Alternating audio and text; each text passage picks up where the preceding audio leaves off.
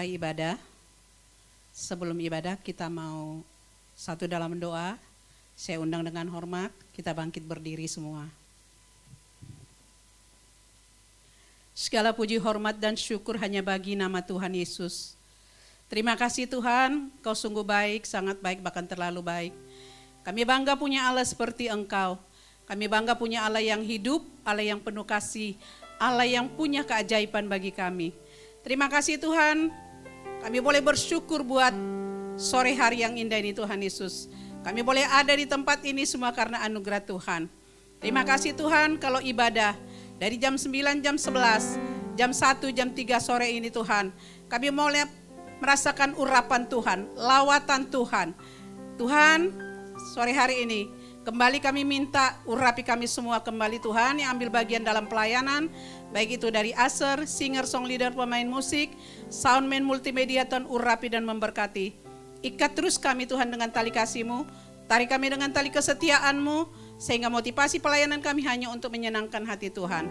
Bahkan jemaat-Mu yang sudah hadir Tuhan, urapi mereka Tuhan Yesus, biar mereka boleh merasakan lawatan Tuhan, jamahan Tuhan, sentuhan Tuhan. Bahkan jemaat-Mu yang masih dalam perjalanan, tibakan mereka di tempat ini dengan tidak kurang satu apapun, supaya kami bersama-sama meninggikan, mengagungkan nama Tuhan Yesus di tempat ini. Terima kasih Bapa, kuduskan ruangan ini, terlebih ruangan hati kami, supaya kami boleh bebas memuji, memuliakan nama Tuhan. Berkati gembala sidang kami, Pastor Paulus Supit, beserta istri, anak, menantu, bahkan cucunya Tuhan Yesus. Terima kasih Bapa, terima kasih Tuhan Yesus. Kami terlalu percaya, setiap pujian dan penyembahan yang kami naikkan, itu boleh menjadi dupa yang berbau harum di hadapan Tuhan. Dan kami percaya ketika Tuhan ditinggikan, diagungkan, Engkau bertata di atas puji-pujian dan penyembahan kami. Dan Engkau hadir untuk melawat kami pribadi lepas pribadi. Tuhan, kami berdoa setiap jemaat-Mu yang hadir. Mereka yang sakit Tuhan pasti sembuhkan. Yang letih, lesu, dan berbeban berat Tuhan berikan kelegaan. Yang putus pengharapan Engkau adalah pengharapan kami Tuhan. Yang berdosa Tuhan ampuni. Dan kami percaya ketika kami pulang, kami tidak sama seperti kami datang. Tapi kami pulang membawa kemenangan lepas kemenangan, jawaban lepas jawaban. Terima kasih Bapa, kami serahkan ibadah ini dari awal pertengahan hingga akhirnya. Urapi hamba-Mu, Pastor Pengki Andu Tuhan, yang menyampaikan isi hati-Mu. Biar Tuhan setiap benih firman yang ditabur, itu menjadi rema bagi setiap kami yang mendengar. Sehingga kami boleh menjadi pelaku-pelaku kebenaran firman Tuhan. Terima kasih Bapa, terima kasih. Biar beri firman itu Tuhan boleh bertumbuh, berakar, berbuah lebat dan manis. Sehingga lewat kehidupan kami, nama Tuhan dipermuliakan. Terima kasih Bapa, terpujilah Tuhan di dalam nama Yesus Kristus. Kami berdoa dan mengucap syukur, haleluya, amin. Mari berikan tepuk tangan untuk Tuhan saudara, haleluya. Shalom. Boleh lambaikan tangan saudara untuk Tuhan, shalom, haleluya. Kita diberkati hari ini, amin. Saya persilakan saudara kembali duduk di dalam hadirat Tuhan. Dan mari kita renungkan kebaikan Tuhan saudara. Karena kita mengucap syukur, kita ada semua karena Tuhan. Kita masih bisa bernafas, semua karena Tuhan. Segala pertolongan, jawaban, pengharapan hanya ada di dalam Yesus Tuhan. Oleh karena itu siang hari ini, mari angkat hati saudara, renungkan kebaikan Tuhan.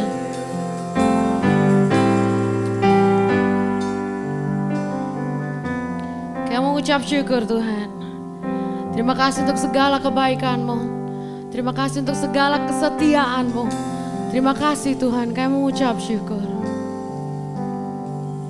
Bila Kau izinkan sesuatu terjadi,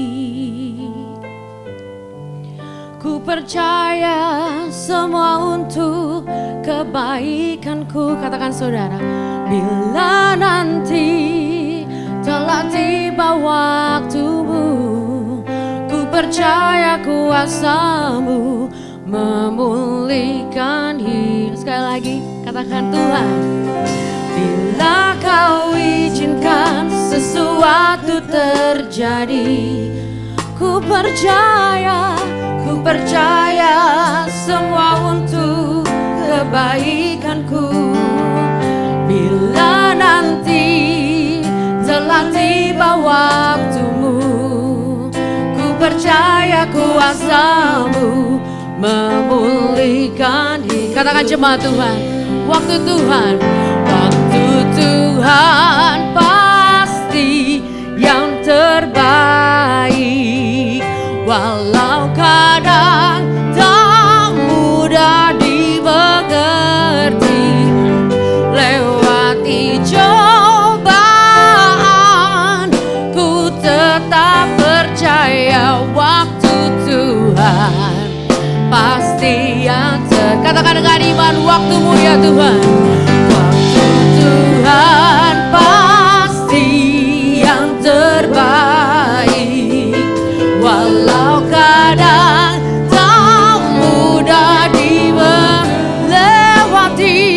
lewati cobaan, ku tetap percaya. Katakan saudara, pasti yang terbaik. Saudara percaya? Yang percaya boleh berikan tepuk tangan untuk Tuhan.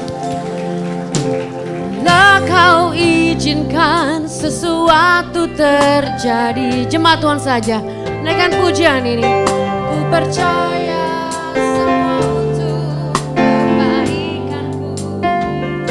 Bila nanti telah tiba waktu, ku percaya kuasa-Mu. Dengan mengangkat tangan katakan Tuhan,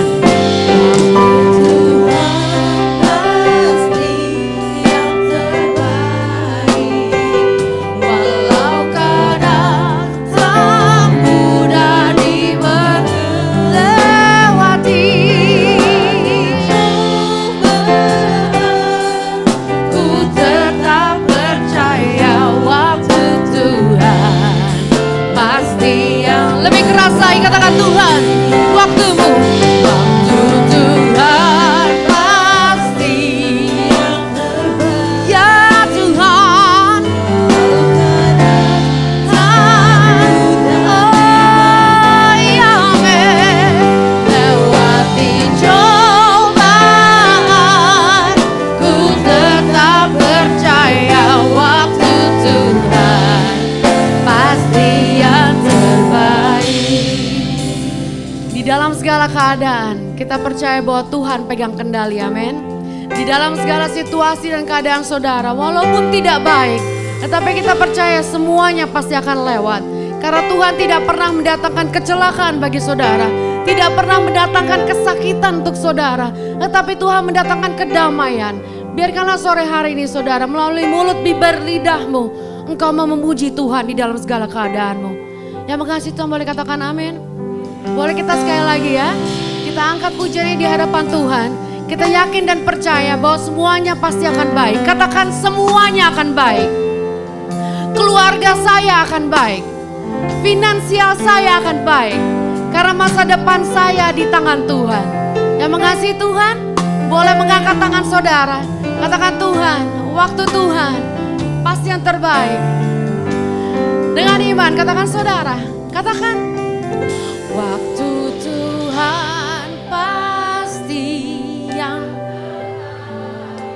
Lord.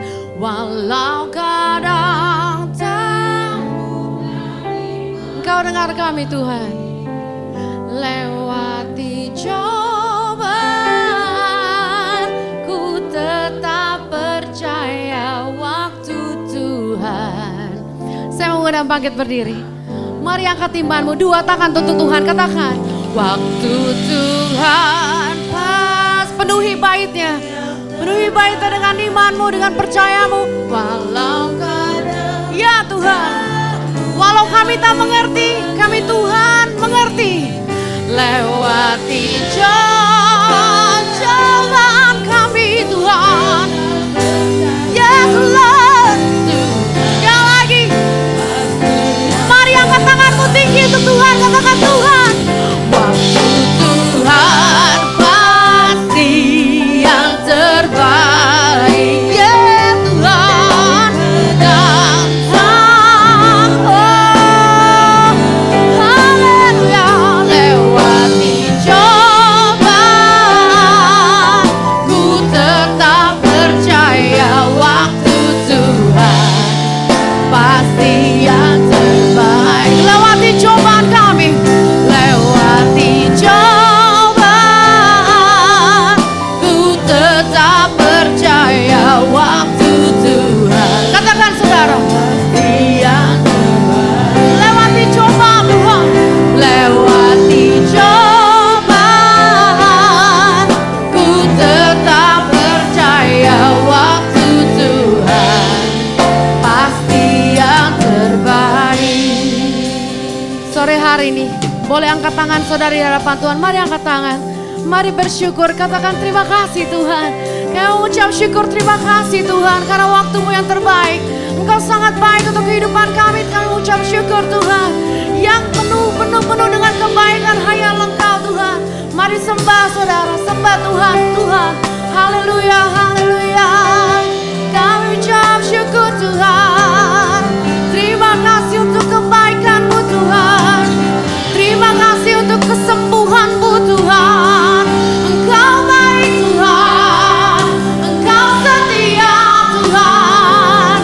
Datanglah kerajaan-Mu Tuhan, dan jadilah kehendak-Mu Tuhan atas negeri kami, atas hidup kami. Haleluya, amin. Haleluya, amin. Mari bangun hati jiwaku, sembah Tuhan. Haleluya, haleluya. Tiada yang mustahil, tiada yang sukar. Jamah kami Tuhan, jamah kami Tuhan. Haleluya, amin.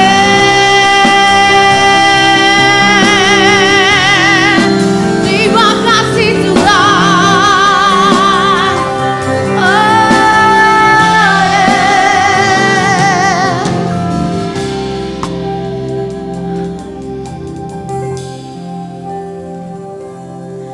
Tidak ada yang mustahil di dalam Engkau, tidak ada yang sukar.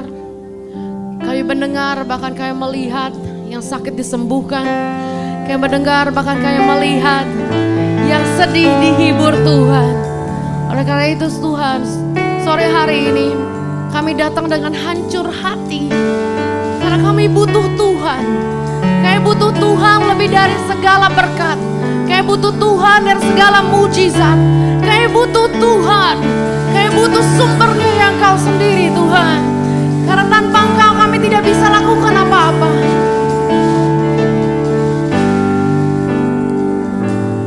Mari saudara, di sore hari ini saudara boleh berdoa. Mari angkat doamu untuk keluargamu. Angkat doamu untuk orang tuamu. Angkat doamu untuk anak-anakmu. Angkat doamu untuk gerejamu. Angkat doamu untuk pekerjaanmu.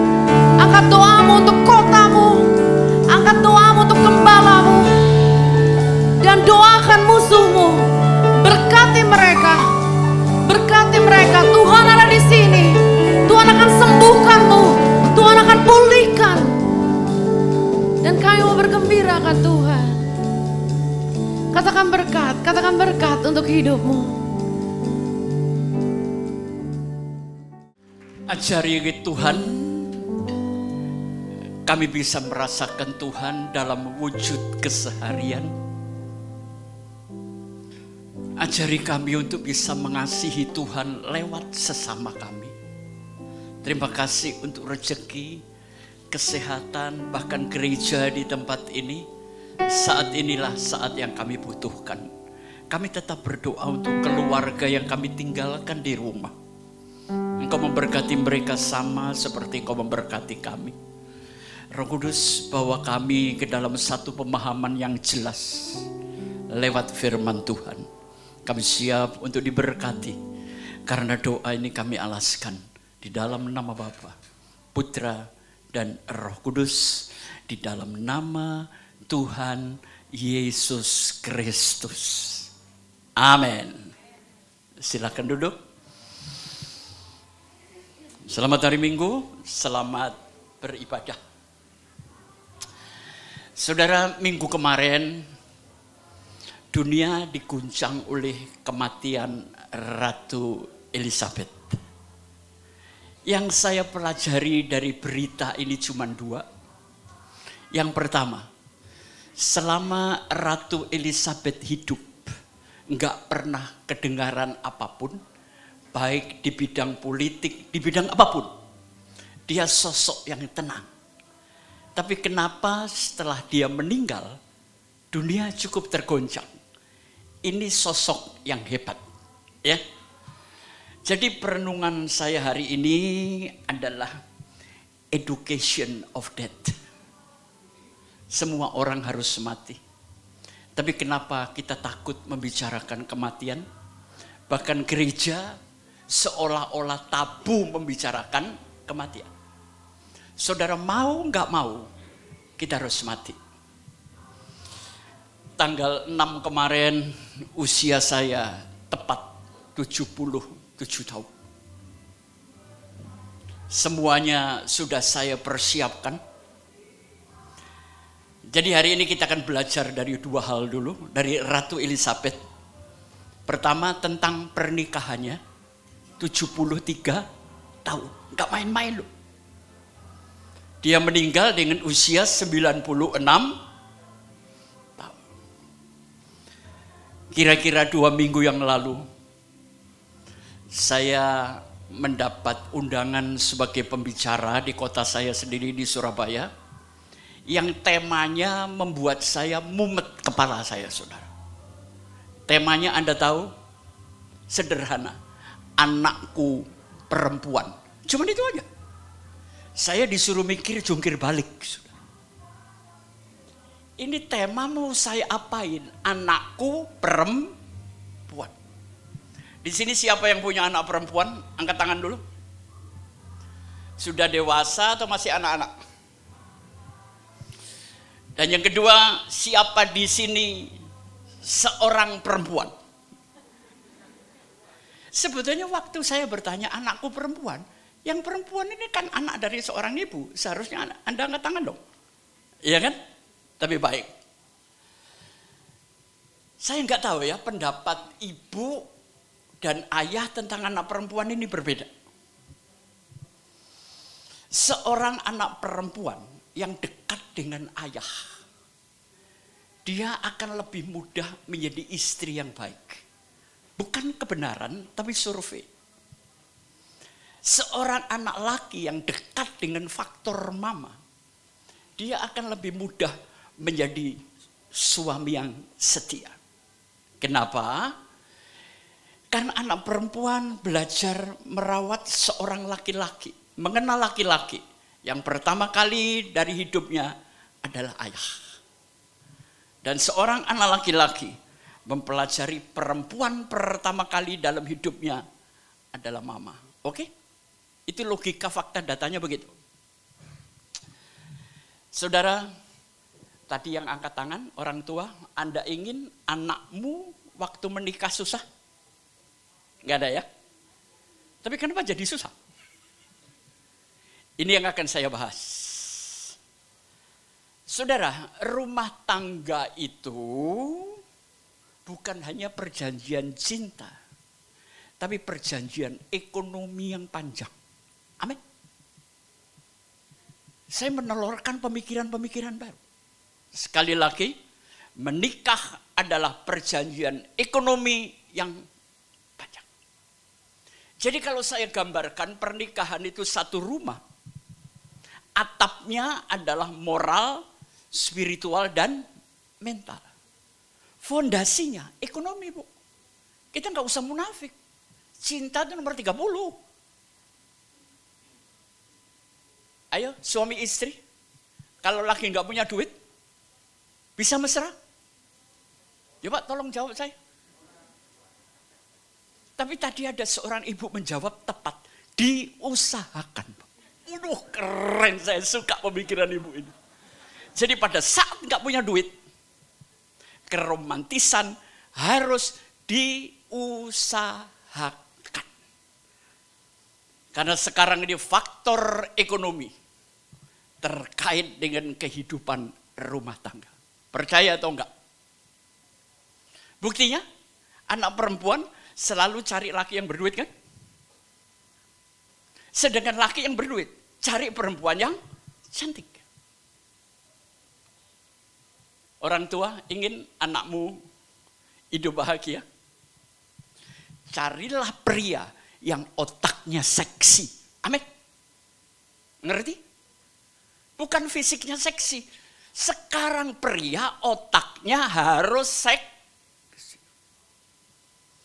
Dia pasti laki-laki yang cerdas. Dia laki-laki yang tangguh. Ini cuplikan aja, ya. Saudara, laki diciptakan dari zaman dulu kerjanya apa? Zaman prasejarah dulu, sebelum ada teknologi dan sebagainya. Pria tercipta sebagai seorang pemburu. Lihatlah calon mantumu, punya sikap pemburu enggak? Bukan pemburu cewek, pemburu duit. Amin. Zaman sekarang dibutuhkan laki yang doyan berburu uang.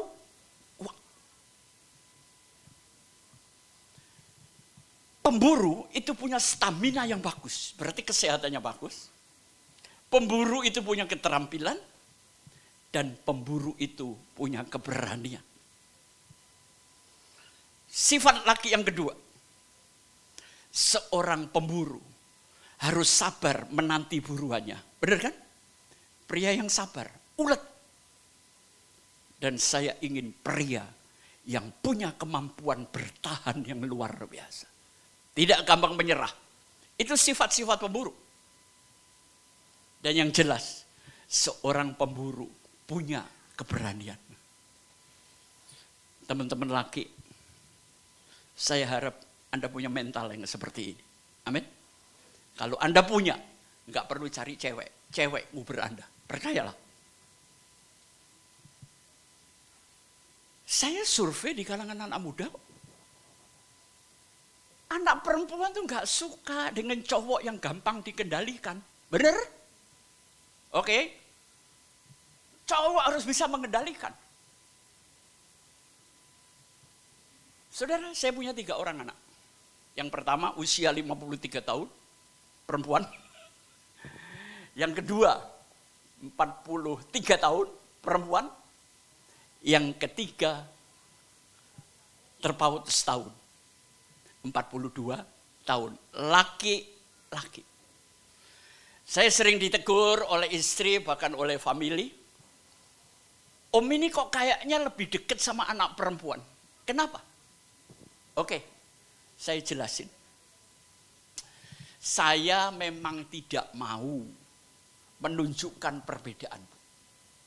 Itu akan melukai dan menimbulkan sakit hati. Tapi tanpa terasa, saya nggak mampu untuk menahan bahwa saya lebih cinta kepada anak-anak saya perempuan. Saya sudah pernah minta maaf kepada anak saya laki-laki. Ya karena memang sudah 15 tahun dia tinggal di luar. Alasan saya begini Bapak Ibu. Anak perempuan saya nanti akan berpindah dari tangan saya ke tangan laki-laki. Saya kelonin, saya sayang, saya sekolahin semuanya sampai selesai S2. Kalau nanti dia menikah, terus dapat laki-laki dalam tanda petik yang luput, bener kan? Ngerti luput? Ekonominya kacau, sifatnya kacau. Paling tidak dia pernah merasakan cinta seorang laki-laki tanpa pamrih. Siapa? Ayahnya sendiri. Dia akan puas dia lahir menemui laki-laki yang mengasihi dia. Menuntun, mengantar kepada mimpinya. Jadi nggak terlalu jangan sampai seumur hidup ayahnya kurang ajar, dapat laki kurang ajar, apes banget sih anakmu. Ngerti? Sekarang Anda tahu alasan saya? Maaf kepada anak laki-laki, saya bukan nggak mencintai dia, tapi saya mengajar mereka berbeda.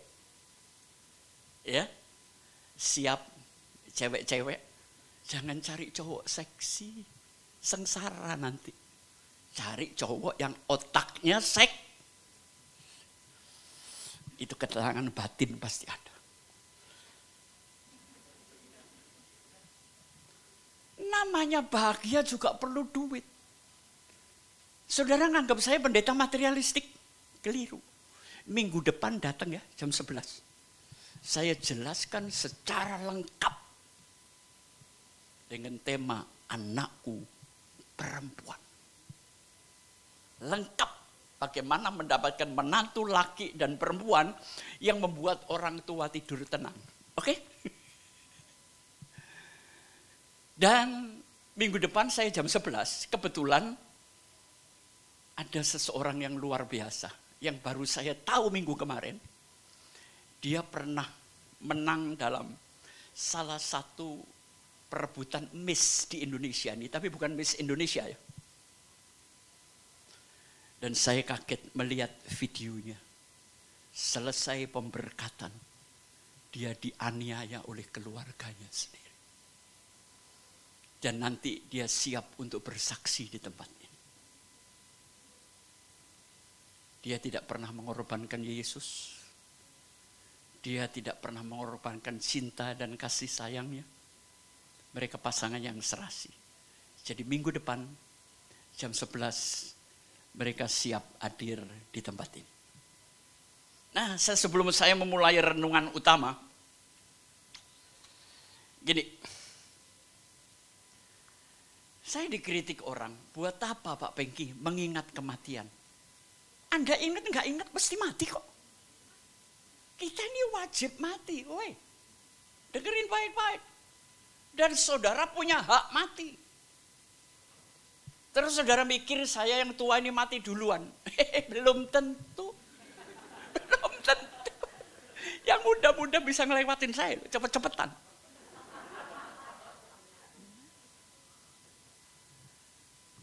Saudara, orang yang tidak mau mengingat kematian, itu pikirannya belum tercerahkan. Oke? Yang kedua, karena dia belum siap. Cuma dua hal itu. Lu Pak Pengki kok berani khotbah kematian? Karena saya sudah hampir mati. Waktu kena COVID kemarin, itu gila sakit ya Bu. Seumur hidup saya masuk rumah sakit sekali itu. Di rumah sakit Geraha Kedoya. Enggak boleh dikunjungin. Enggak boleh apa-apa. Sendirian, satu kamar. 5 hari saya terkapar, kencing, diranjang, semuanya. Enggak bisa apa-apa. Hari ke-6, saya mulai bisa bangun untuk kencing pertama kali. Itu saya ngompol, enggak tahu berapa puluh kali satu hari. Hari ke-6 menjelang hari ke-7, sekitar jam 2 pagi, dalam keadaan tersadar, di ujung ranjang, saya melihat sosok hitam. Dan sosok itu pernah mendatangi saya beberapa kali. Saya pikir, ini datang lagi ini orang. Saya bilang, kalau memang kamu utusan Tuhan, saya siap mati malam ini. Saya siap. Saya ikhlas lillahi ta'ala. Tapi kalau bukan dari Tuhan, dalam nama Yesus, keluar, lenyap. Itu saya sadar, Bu, melek. Besoknya datang lagi. Kalau kemarin nempel di tembok, sekarang pegang kaki saya, bukan kurang ajar itu orang. Kamu mau nantang saya? Kamu yang kemarin ya, saya bilang. Saya ngomong dengan jelas, Bu, bukan mimpi. Sekali lagi, kalau engkau memang utusan Tuhan, Bapakku, malam ini saya siap. Tapi kalau tidak, jangan pernah kembali lagi. Dalam nama Yesus, keluar. Enggak kembali. Hari ke-8, Bu. Saya COVID-nya parah banget. Yang diserang bukan paru, tapi saraf kepala. Dia tahu Pengki itu terlalu pinter, gua goblokin sekarang. Gak goblok-goblok sampai hari ini, saudara. Itu saya kencingan. Bawa infus yang gelantongan, infus 3. Saya seret-seret ke kamar mandi. Jam 1 pagi, Bu. Enak kencing. Itu kepala saya dipegang, Bu. Didorong mau dimasukin lubang WC itu. Tuhan, saya jatuh, Bu. Wah, ini ada kuasa lain ini. Dan saya minta tolong Tuhan Yesus, tolong saya. Saya berusaha dengan sekuat tenaga, akhirnya saya berdiri. Tapi melangkah keluar kamar mandi, saya nyungsep juga, saudara. Untung di ujung tembok ada banyak pakaian bekas. Kalau enggak tahu pecah kepala saya, saudara. Dan sejak itu semuanya lenyap. Saya memperoleh kesempatan hidup yang kedua. Saya berkali-kali didatangin itu, Pak. Dalam keadaan sehat pun dia datang. Enak sender di depan pintu kamar. Makanya saya kenal dia. Saya itu bukan takut mati, Bu. Cuma yang saya pikirin kalau roh saya dicabut, saya ini ngelihat apa, ketemu apa. Itu lama-lama gue takut juga. Dicabut nyawanya nggak takut, jujur nggak takut, Bu. Saya wajib mati kok. Tapi kan saya belum pernah ke sana, bro. Nggak ada orang nggak takut mati. Tapi saya tetap pegang Tuhan. Sekarang pun saya mati, saya ada di sorga. Kalau yang di sini kan belum tentu. Oh, namanya aku yakin kok. Iya kan? Nah, saya lanjutkan. Jadi penyebab orang takut mati apa? Rasa takut. Kenapa Anda punya rasa takut? Yang pertama karena belum siap. Makanya persiapkan hari ini. Persiapkan, saudara. Tapi saya berterima kasih kepada rasa takut. Itu menunjukkan bahwa saya belum siap, gitu loh. Ya, berterima kasihlah kepada rasa takut. Yang kedua, rasa takut itu sebetulnya merupakan perintah tidak langsung supaya sebelum saya dipanggil, saya melakukan sesuatu. Ya kan? Bukan panjangnya umur, tapi betapa berartinya umur yang Anda jalani. Anda harus tahu loh, waktumu itu terbatas, saudara. Sangat terbatas. Ya. Makanya kalau sudah usia mulai 50, 60 itu sudah maghrib, saudara. Hati-hati. Ini dicium bau tanah nih. Cuma saya beda dengan orang tua lain. Coba orang-orang yang tua saudara lewatin. Baunya minyak telon, minyak putih, ya kan. Kalau Pengki kan masih parfum. Oke? Buat saya, usia cuman angka. Cuman angka. Ya. Nah, saudara, karena itu kenali rasa takut Anda. Belajar tentang kematian. Siapa di sini yang sering pergi ke Jepang atau Korea Selatan? Belum ada. Tuhan Yesus ku pernah mati. Saya akan ceritakan ya. Mulai 2012 seluruh orang Jepang wajib mengikuti seminar kematian yang dilakukan oleh pemerintah dan bersertifikat. Sama kayak kita dulu harus mengikuti Pancasila kan? Kalau nggak punya sertifikatnya kita susah sendiri ngurus surat. Gimana caranya Pak Pengki? Gini, Anda berperan sebagai jenazah. Silahkan pilih jas atau rok apa. Tapi yang jelas ya, jasnya orang mati itu nggak pernah ada kantongnya, Bu. Percaya. Lu Pak Pengki kok tahu belum mati? Ini gara-gara saya ke Magelang untuk pelayanan ulang tahun, sudah. Nggak tahu gimana jas saya itu ketinggalan. Waduh, beli di mana? Udah maghrib. Nggak taunya saya lewat orang jual peti mati. Oh ini pasti ada jasnya. Gua mampir. Ada warna biru. Ya sebenarnya saya nggak suka, rada mengkilat sih. Kan norak gitu ya. Tapi sudahlah daripada nggak pakai jas. Saya kalau khotbah kan sering gini-gini, saudara. Begitu saya khotbah, loh, kok nggak ono kantongnya? Duh, saya baru tahu. Ternyata jas orang mati itu nggak ada kantongnya. Itu maknanya apa? Nggak ada 1 rupiah pun yang bisa Anda bawa. Pengikut seminar diajak ke toko peti mati, disuruh milih, saudara. Ini semuanya pembiayaan pemerintah. Setelah dipilih, didatangkan itu peti mati.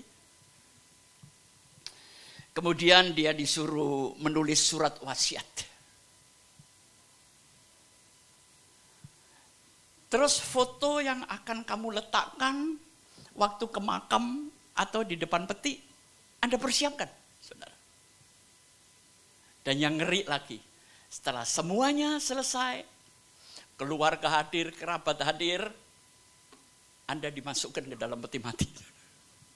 1 menit tanpa ada udara. Cuma di situ ada lampu kontrol merah.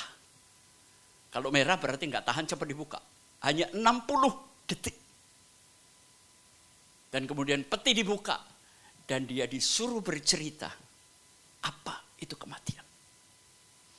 Makanya orang Jepang adalah bangsa yang tidak pernah takut mati. Karena mereka sudah simulasi. Loh, saya pikir Korea Selatan sekarang ngikutin loh. Dan dikasih sertifikat Bapak Ibu. Makanya nanti dicobalah. Saya pikir benar-benar pemerintah Jepang sama Korea Selatan itu bagus. Jangan simulasi pesta hidup mewah. Ada 1 hal penting. Jadi kesimpulannya apa? Yang pertama, sebelum Anda mati, evaluasi hidup. Yang kedua, coba cari bagaimana hubunganmu dengan sesama. Yesus waktu sebelum meninggal mengucapkan 7 perkataan. Dan perkataan terakhir, sudah selesai. Jangan sampai Anda dipanggil Tuhan, banyak yang belum selesai. Saya mau tanya laki-laki, berapa banyak wanita yang pernah kau sakitin? Woi, ini orang liar, orang jalang. Selesaikan, minta maaf. Dan saya sudah lakukan, Bu. Berapa orang? Nggak perlu tahu, nggak enak gua ngomong ntar. Saya datangi, ketemu, saya minta maaf. Apa yang kau ikat di bumi akan terikat di sorga. Apa yang kau lepas di bumi akan terlepas di sorga. Lepaskan semuanya. Supaya kematian kita membawa kebahagiaan. Bukankah mati nanti kita bertemu dengan wajah Tuhan? Alkitab berkata, mati adalah keuntungan. Kenapa sakit minta sembuh? Aneh kan? Katanya mati keuntungan. Tapi sakit minta sembuh, minta disuntik. Ini orang sebetulnya paradoksnya mau kemana sih? Ya. Yang ketiga, lakukan hal-hal yang penting dan tinggalkan yang tidak penting. Lakukan kebaikan. Anda melakukan kebaikan gak perlu kaya, saudara. Saya setiap pulang dari Jakarta, ada teman saya di bandara, saya selalu tukar uang 5.000 sama 10.000. Besok saya bangun pagi naik sepeda, saya cari semua tukang sampah di komplek rumah. Mbok-mbok yang nyapu jalan, saya bagi 10.000. Makanya kalau saudara ke rumah saya di kompleks Citra Harmoni, tanya dari ujung, Pak Pengki mana? Yang nganter banyak, saudara. Sorry ngomong ya, mungkin uang 5.000 buat Anda nggak ada arti. Tapi buat mereka, nasi bungkus makan pagi. Kenapa kita harus sulit melakukan kebaikan? Berbagi aja, saudara. Saya sudah menulis surat wasiat untuk anak-anak saya. Saya pikir ini harta untuk apa nanti ya? Udah 77 tahun. Mau beli Ferrari. Merotoli dengkul saya ngegas. Mati saya di mobil. Getarannya ketinggi itu Ferrari. Yang penting pokoknya mobil cukup bagus, gelinding, sudahlah. Di rumah juga sendirian. Saya kalau badan saya terasa nggak enak, kuncinya saya cabut. Supaya nanti kalau anak-anak datang ngetok saya nggak bangun-bangun, bisa buka pintu. Makanya sering-sering temuin Pak Pengki di kebaktian. Bukan berarti saya yang lewat, saya khawatir Anda yang lewat. Saudara jangan mikir, oh Pak Pengki mau mati, ntar dulu kok masih panjang. Ya, itu nasihat saya, education of death. Sekarang kita bangkit berdiri.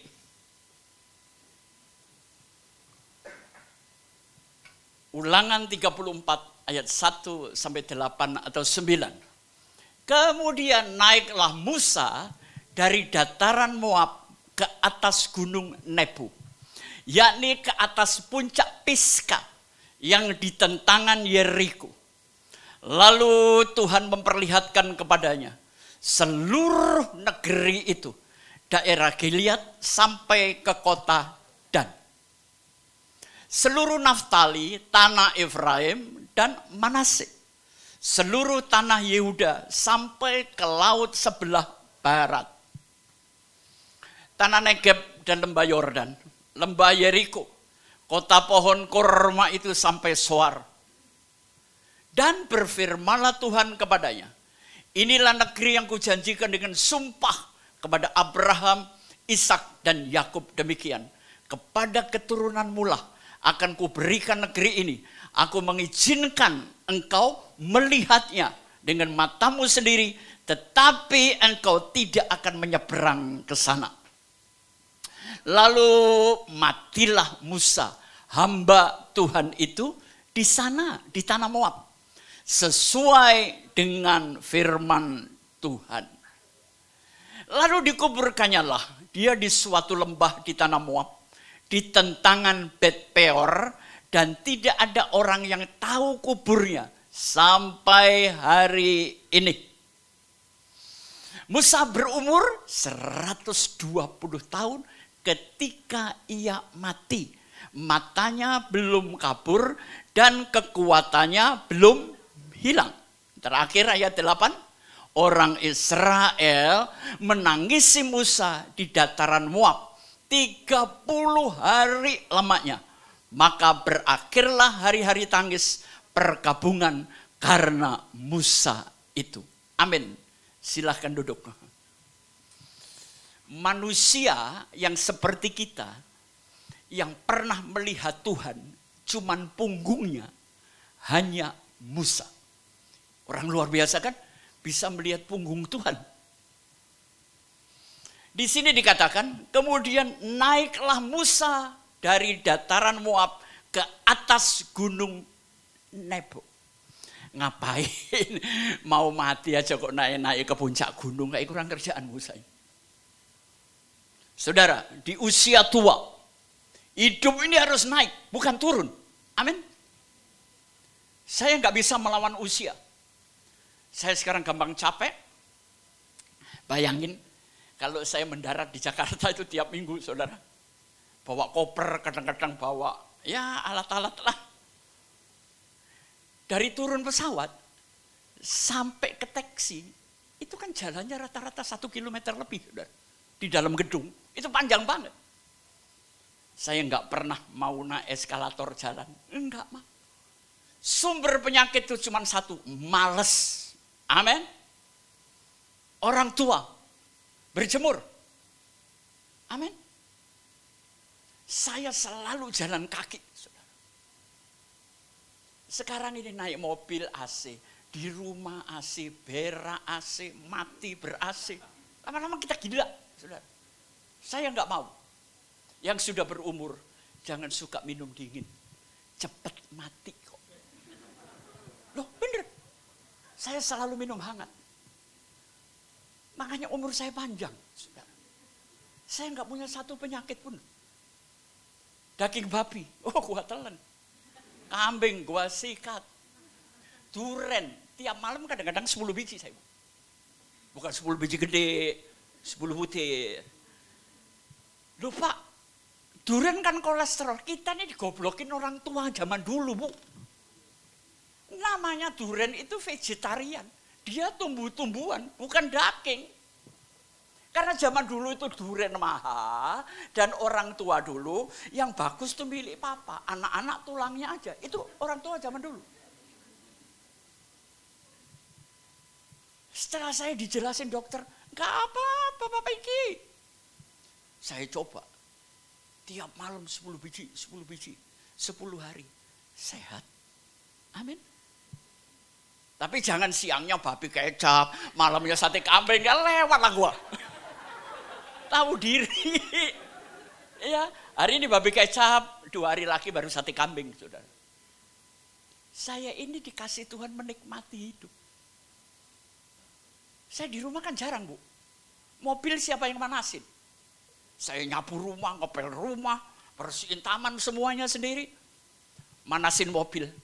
Jam 10 malam, jam 11. Naik mobil ke tol, saudara. Wih. Saya malam aja berani ngegas 130, 140. Mau tahu pengki andu? Saya ini dari muda bad boys, saudara. Tapi biasanya bad boys itu di Uber cewek, oke? Tuh, saya mau tanya. Cewek-cewek seneng laki yang alim, dunak, dunduk. Najis lu laki model begitu. Laki agak brutal, agak nakal. Tapi yang pinter, dan pinter cari duit, oke? Gitu loh, coba diperiksa calonmu semua. Pokoknya cewek, kalau kamu dapat laki yang gampang dikuasain, sudah buang aja, dibuang. Itu bukan sifat pemburu. Ya. Nah, karena sebelum mati, Tuhan ngomong gini, Musa naiklah ke gunung Nebo. Berarti posisi tuanya naik di dalam ketaatan. Oke? Anda tahu gunung Nebo? Ada yang tahu? Anda tuh tahunya kemana sih? Makanya muda dulu, saya itu seneng kerja di kapal, saudara. Saya jadi kapten 20 tahun ya. Udah keliling dunia. Tapi kalau Anda belum pernah ke Israel, hidupmu nggak lengkap. Gunung Nebo, setiap Anda tur Israel, perjalanan terakhir pasti ke Gunung Nebo. Di situ ada salib yang dilingkari seperti ular yang menjadi lambang farmasi pertama kalinya. Saya kalau berdiri di situ semua berfoto di situ, saudara.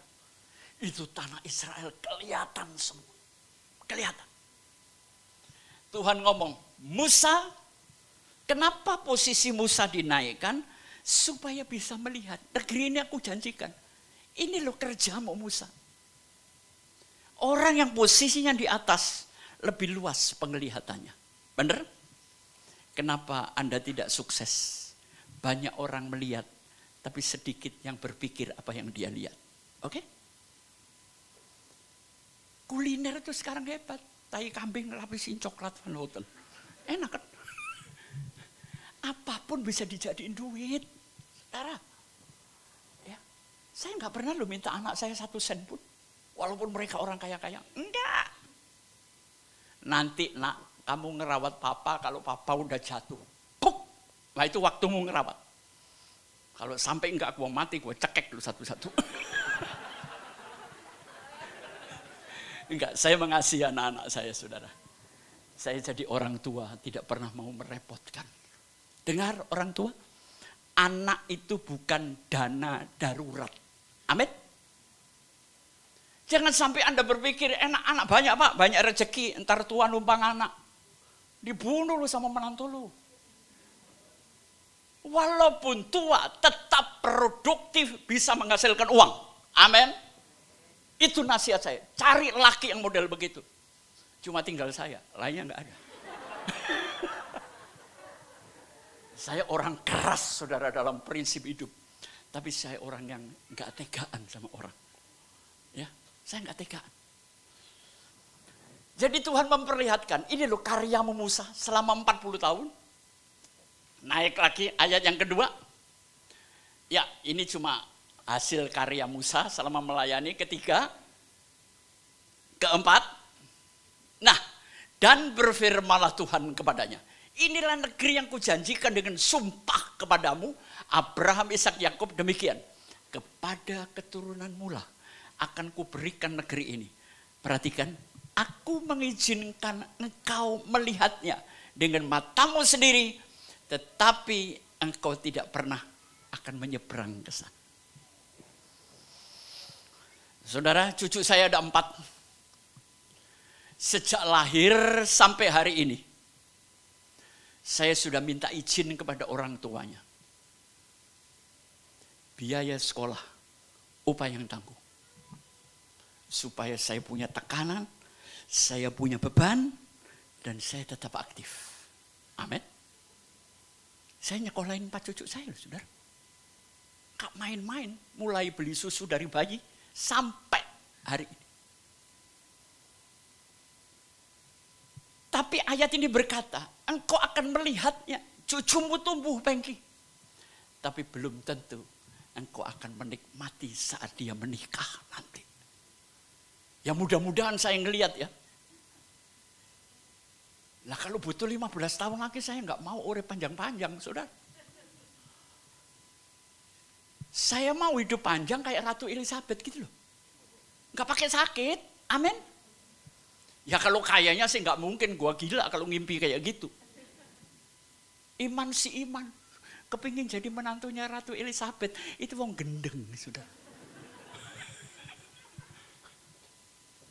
Jadi banyak hal yang saya boleh melihat, tapi saya tidak menikmatinya. Apakah saya masih bisa menimang cicit saya? Wallahu a'lam. Ya, kita naik lagi. Lalu matilah Musa, hamba Tuhan itu.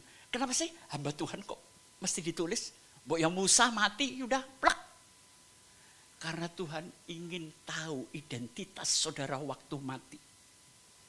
Dia pertama kali dipakai Tuhan umur berapa? 80 tahun. Matinya 120 tahun. 40 tahun melayani Tuhan. Tetap melayani. Setuju? Layani istrimu, layani suamimu. Sekalipun sudah berumur berapa tahun pernikahan. Ratu Elizabeth 73 tahun, Bu. Saya menikah cuma 53 tahun. Kemudian saya jadi duda. Ternyata janda mati dan janda cerai itu harganya beda, Bu. Loh, ini dari apa yang saya dengar? Kalau janda mati, itu calon mertuamu masih mau terima kalau Anda nikah lagi. Tapi kalau janda cerai, dia ngomong apa? Jangan. Cerai itu berarti ada masalah. Ada kebusukan. Ya benar ya. Jadi kalau ya di sini siapa janda cerai? Cari duda cerai. Lu masih ada solusi kan? Itu pun kalau dudanya mau loh. Banyak anak perempuan ngomong gini, Pak Pengki saya kepingin nanti suami saya kaya. Pertama, cari suami kaya itu susah. Kedua, kalau dapat orang itu belum tentu mau sama kamu kan. 2 kesulitan. Daripada melewati 2 kesulitan, mendingan 1. Anda sendiri jadi kaya. Amin. Mainin tuh laki. Jangan. Saya mau ingatkan para istri. Di sini siapa yang sudah menjadi istri, angkat tangan. Saya mau kasih nasihat. Ingat ya. Sekarang Anda dibiayai suami. Istri harus tahu perekonomian. Karena pada saat suami meninggal, Anda siap, ibu-ibu? Susu anak tetap jalan. Sekolah anak tetap jalan. Makanya para ibu yang suaminya duitnya kenceng, jangan seneng-seneng. Terus mati, plek, Anda nggak siap. Kawin lagi, tanggung, udah 53 tahun. Kalau mau cerai itu yang muda. Kalau 60 jangan cerai, ditaruh di perempatan juga nggak ada yang nengok kok. Enggak. Saya bukan pendeta gila yang nganjurin orang cerai. Tapi tahu diri gitu loh. Amin. Ya. Nah, kematian itu cuma 1 syaratnya. Sesuai dengan firman Tuhan. Kalau Anda hidup sesuai firman Tuhan, mati nggak pernah takut, saudara. Saya tuh sekarang tiap malam banyak mikir mati, saudara. Lu jujur. Kalau mati gimana nih Tuhan? Begitu mikir mati, gua masak super mie, makan aja sudah. Gak usah mikir mati. Bikin telur yang enak. Daripada gua mikirin nggak tidur stres lama-lama. Udah keluar dari jauh ngelihat rumah saya, Tuhan terima kasih. Saya bisa diberkati rumah gini bagus semuanya. Saya terima kasih saudara. Udah mulai puter lagu yang rock, yang jazz. Saya tuh kalau lagu puter lagu rohani, anak cucu saya datang ngomong gini, ada KKR Pak. Papa baru bertobat katanya. Karena saya puter kalau nggak blues jazz blues. Nggak pernah lagu rohani Bu. Tapi hidup saya menuju kerohanian yang baik. Amin. Gitu caranya. Jangan sampai pendeta isinya jazz haram. Tempeleng mulut lu. Gak boleh gitu dong. Hidup jangan kuper-kuper bro. Yang muda ngejazz, ngeblues, ngerok, metal silakan. Gue demen. Nikmati masa mudamu. Pendeta kalau dulunya nggak nakal, aduh gampang jatuh Bu. Kan kalau saya ini sudah nakal. Disenggol, kesenggol, digoda, menggoda udah biasa. Jadi nggak gampang jatuh, walaupun tetap bisa jatuh. Teman saya kurang ajar, Pak Pengki, ibu meninggal udah berapa tahun? Ya 3 tahun Pak. Duh, Pak Pengki tahan sendirian. Maksud lo apa? Urusan yang satu itu urusan gua, Tuhan sama setan, denger? Nggak usah menghakimi yang enggak. Iya kan? Kalau istri saya meninggal umur 50, mungkin saya menikah lagi, Bu. Mungkin. Tapi kalau 76 terus saya nikah kan orang gila tuh, Bu. Gila, amit-amit Tuhan Yesus tolong. Sudah nggak pantas, Bu. Cucu saya lari-lari, opa gatel kan gitu, Bu. Saya nggak mau, Bu. Hidup harus tahu diri dan bisa menempatkan diri, oke? Ada nilai kepantasan yang nggak boleh saya langgar, saudara. Ego harus kita kalahkan. Ya memang saya lihat di multimedia, ada cowok 87 tahun, jalan udah gemeter gini, ceweknya 30 tahun. Ya biar aja, hidup-hidup dia kok. Ya, saya emang nggak mau, saudara. Saya menikmati hari tua saya. Pulang ke rumah Tuhan. Amin. Saya sudah bilang, saya tidak akan pernah menikah lagi. Makanya jangan coba-coba goda saya ya. Coba-coba, nggak ada. Ya, kalau mau bisa, kalau niat bisa. Amin. Ya. Nah, kita naik lagi, kita mau selesaikan. Ayat 6. Dan dikuburkannya lah di suatu tempat di tanah Moab, di tentangan Bet Peor, dan tidak ada orang yang tahu kuburnya sampai hari ini. Musa nggak punya kubur, namanya masuk Alkitab. Saudara, makamnya jelas, namanya nggak ada di Alkitab. Buat apa? Iya, yang penting namamu tercatat di buku Al-Hayat, saudara. Dengar loh, kita semua mati. Ya, paling kalau mungkin ibu ini mati duluan, enak ibu duluan aja daripada saya duluan. Terus saya belakangan. Paling kalau ketemu di sana ibu nanya saya, "Loh Pak Pengki datang ke sini naik apa tadi?" Ketabrak. Kendaraannya tabrakan. Kita kan saling nanya, Bu. Kita naik lagi, ayat ke-7 kita selesai. Musa berumur berapa saudara? 120 tahun ketika ia mati. Perhatikan apa? Matanya belum, padahal dia nggak pernah ngelihat uang. Kalau kita rabun-rabun dikipasin duit melek. Ini orang menjaga kesehatannya luar biasa. Dan kekuatannya belum hilang, Bu. Makanya anak-anak jangan terlalu manjakan bapakmu. Pak jangan naik-naik Pak, sudah tua. Biarin, paling geblak mati kok.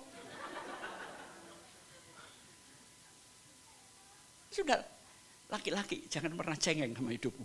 Amin. Ya kadang-kadang hidup ini perlu sengaja agak diperkosa gitu.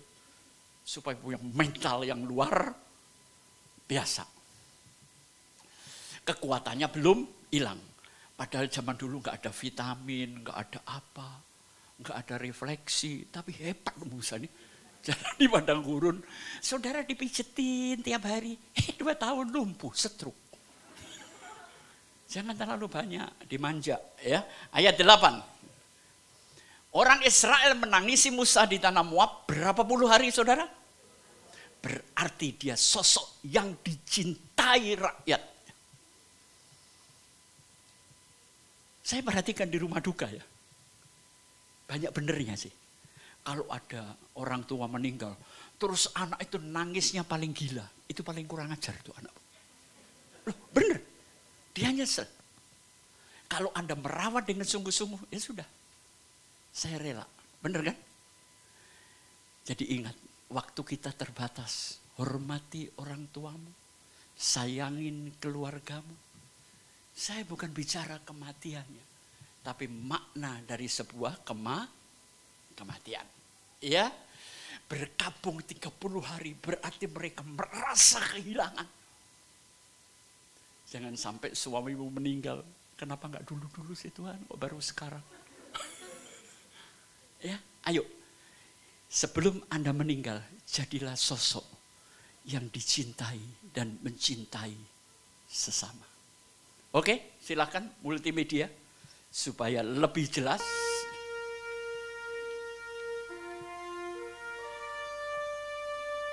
Lagunya keren ya. Il Silenzio.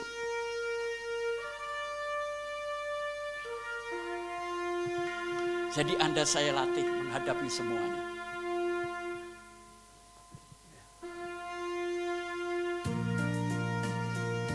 Education of death. Klik yang pertama. Ini berdasarkan survei para dokter yang terlalu sering menghadapi pasiennya mati. Ada 5 langkah. Jadi penampakan seperti ini benar, Bu. Asli benar. Pertama kita akan menyangkal. Masa sih saya mati? Kedua kita marah sama Tuhan. Yang ketiga terjadi tawar-menawar. Tuhan perpanjang lagi, anak saya masih sekolah. Ya, terjadi penawaran. Yang keempat apa? Depresi. Menyerah total, nggak berdaya. Baru nanti terakhir rasa damai. Kita diingatkan untuk melihat wajah Tuhan. Makanya kalau lagi nunggu orang tua mau dead, ya, saudara di sampingnya. Kenapa orang disebut mengembuskan nafas penghabisan? Waktu mama saya meninggal, saya sendirian. Tahu-tahu dia bangun, saudara. Padahal alat infus di mana-mana. Saya deketin, Ma, ingat Tuhan Yesus ya, ingat. Tahu dia cuma begini aja. Selesai. Makanya disebut mengembuskan nafas penghabisan. Inilah apa? Tangga-tangga kematian. Kita naik lagi, klik. Yang jelas seperti saya pasti putih, saudara mati. Perhatikan, the dead in God, not the dead of God. Tuhan nggak pernah bisa mati. Yang mati adalah bagian dalam Tuhan. Egonya. Dia harus melihat anaknya disiksa. Dia matikan itu cintanya. Tapi Allah nggak bisa mati. Belajarlah dari Paskah.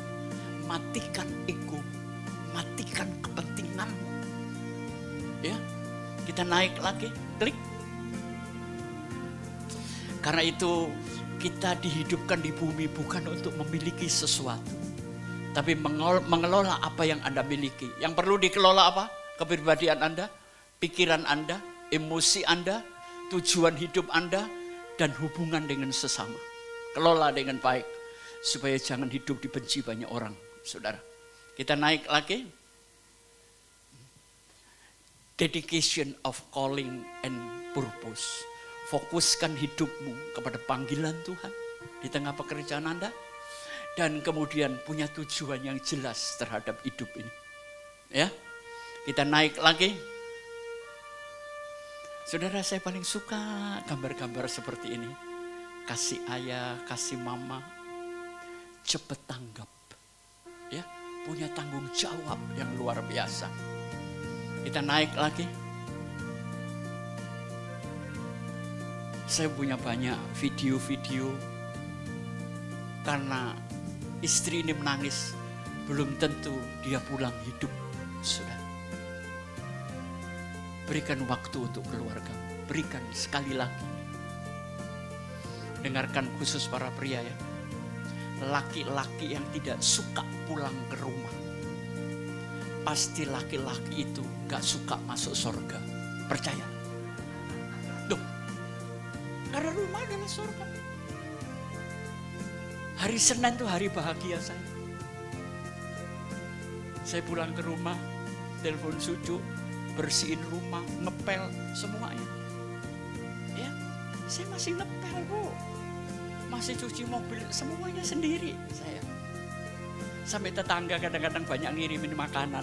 Dia saya lihat, dipikir gua miskin. Ya, kerelaan termasuk hartamu. Orang yang Anda sayang, Tuhan yang memberi, Tuhan yang mengambil. Amin. Kita naik lagi, kita selesaikan. Karena itu setiap hari selalu connect dengan Tuhan dan pasrahkan dari pagi sampai akhir malam nanti. Engkau yang menyertaiku Tuhan. Ya. Naik lagi. Klik. Gambar siapa? Saya sudah ikut simulasi dan saya tahu. Kalau nanti minggu depan mau ditayangkan, saudara mau titip foto, gua ganti. Kenapa saya pilih makam ini? Malaikat ini sedang ngomong sama Pengki Andu. Kasihan ya, keren-keren mati. Tapi nggak apa-apa, gua temenin sampai ke rumah Papa. Jadi sekali lagi sebelum Anda terkapar di sini, jangan cuma melakukan kegiatan, tapi sebuah produktivitas. Hidup yang berarti, hidup yang bermakna. untuk orang-orang terdekat. Amin. Ini anak nomor berapa, Mas? Pertama, dengerin saya ya. Anak umur 1 sampai 5 tahun itu milik Anda 100%. Nanti setelah 5 tahun, waktunya dibagi dengan sekolah, nanti dibagi dengan teman-teman, terakhir dibagi dengan pacar, kemudian menikah, selesai. Dan sebelum saya akhiri, di sini siapa yang lebih mencintai pasangannya daripada anaknya? Angkat tangan. Laki-laki takut ya sama bini di sebelah ya? Kau takut. Siapa di sini pria suami yang lebih sayang istri daripada sayang anak? Namanya juga pilihan Pak Gembala, salah satu. Jangan rakus. Gini, cintailah istrimu lebih dari anak-anakmu. Alasannya apa? Ntar anak-anak menikah keluar semua. Tinggal kita berdua, ketemu lagi. Ya, kamu lagi. Tapi kalau kita mencintai istri lebih dari anak, sebelum ada anak, ada istri dulu. Setuju? Cuma itu untuk saya lakukan susah, Pak. Jujur. Tapi saya mau nasihati sebuah kebenaran. Ya, oke, klik satu lagi. Sudah selesai. Bukan khotbah saya sudah selesai. Artinya kalau Anda mati, sudah selesai nggak masalahmu dengan sesama? Ada yang disimpan-simpan? Pria yang nakal. Panggil wanita yang pernah kau lukai. Minta maaf. Gak usah kasih tahu istri. Nanti nambah masalah lagi. Sini selesai istri yang mati. Semua cewek yang saya pernah nakal sama dia, saya sudah minta maaf. Selesai. Oke? Saya orang yang idealis dan saya realis. Itu anak-anak muda pemain band, berapa cewek yang kamu sakitin? Pulang, minta maaf. Ya, oke, klik yang terakhir. Baik opa, hidup dengan cinta dan kasih sayang, itulah yang menyebabkan kita sehat. Tuhan memberkati. Amin. Ya, jadi minggu depan jam 11, temanya anakku perempuan. Selamatkan anak-anakmu, saudara. Sekarang saatnya, bukan nanti. Sekarang sahabatku, mulai berubah dalam kehidupan ini. Jadilah berkat, jadilah berarti, jadilah sosokmu yang mencintai dan dicintai banyak orang. Hamba berdoa untuk setiap pribadi lepas pribadi, Tuhan berkati mereka dalam segala lini kehidupan. Gembala sidang kami, gereja ini, pengurus, teman-teman yang melayani siang ini, Tuhan memberkati. Di dalam nama Bapa, Putra dan Roh Kudus, di dalam nama Tuhan Yesus Kristus. Amin. Saudara diberkati? Amin. Saya berdoa mudah-mudahan minggu depan Anda masih hidup. Tuhan memberkati. Mari berikan tepuk tangan untuk Tuhan, saudara. Haleluya. Saya persilakan duduk kembali. Saya persilakan duduk kembali. Terima kasih. Dan Tuhan berkati Pastor Pengki Andu. Dan saatnya kita akan memberikan persembahan. Saudara, tadi ada kata-kata kerelaan, melepaskan. Jadi lepaskan apa yang menjadi bagiannya Tuhan. Karena disitulah orang yang menabur pasti akan menuai. Saya mengundang hambanya untuk berdoa.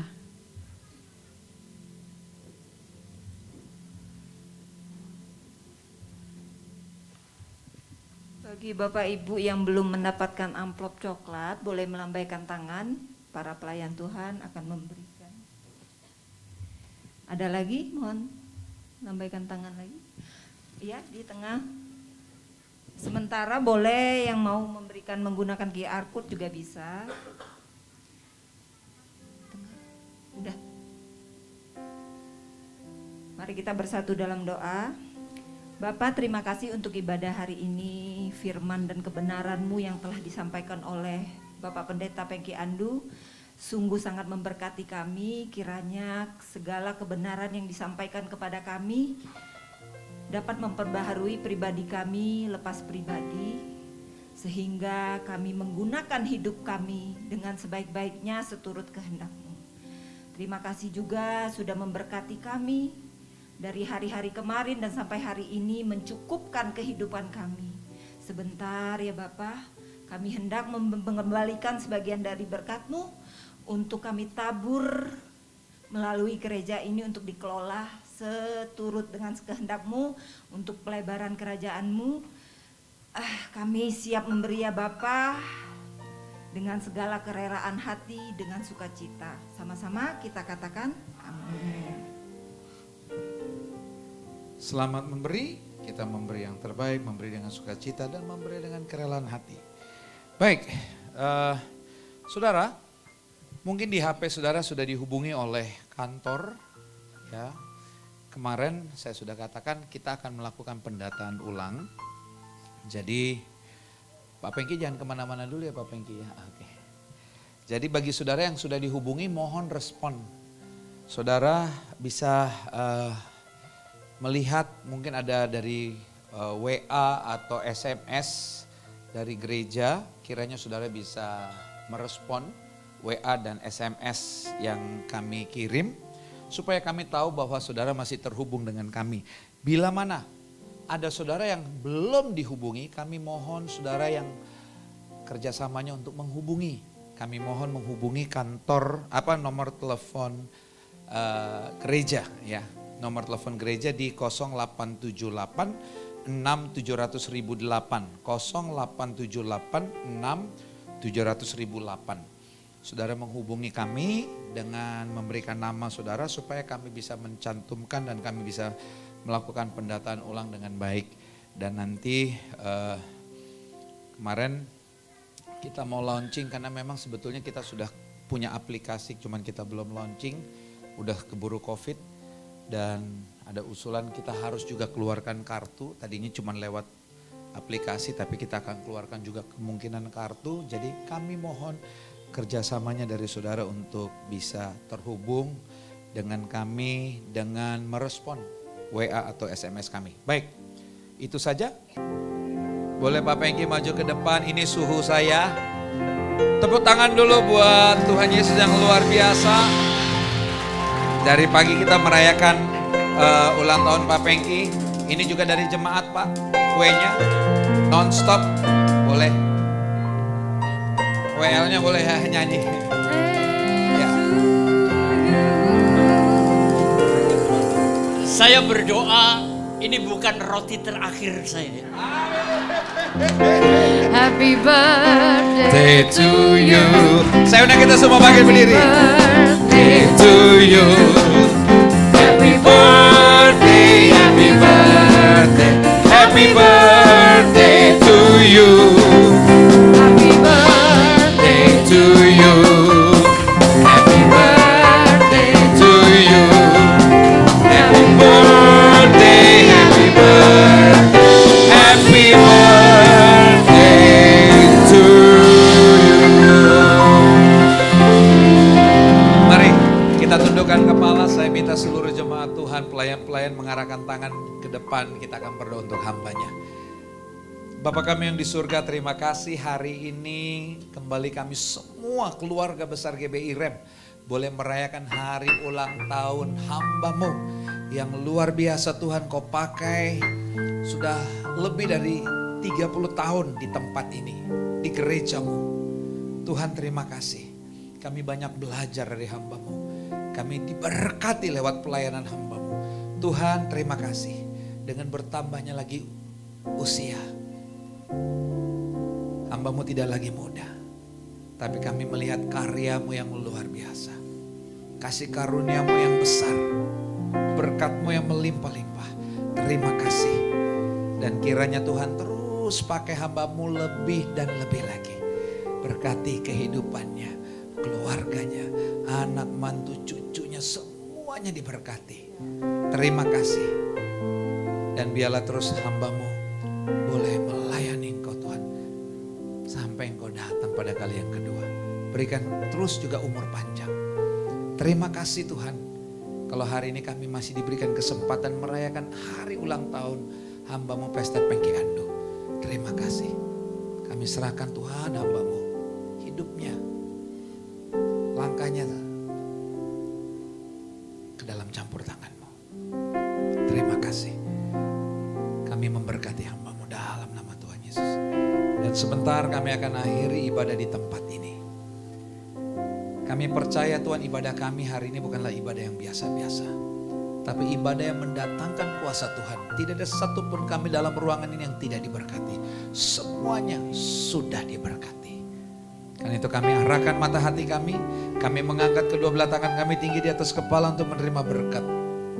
Diberkatilah keluar masukmu, diberkatilah kesehatanmu, diberkatilah keluargamu, diberkatilah studi, pekerjaan, usaha, toko, dan keuanganmu. Apapun yang kau kerjakan dengan tanganmu, Tuhan membuatnya berhasil. Kau naik bukannya turun, menjadi kepala bukan ekor. Kemanapun kakimu melangkah, berkat Tuhan menyertai.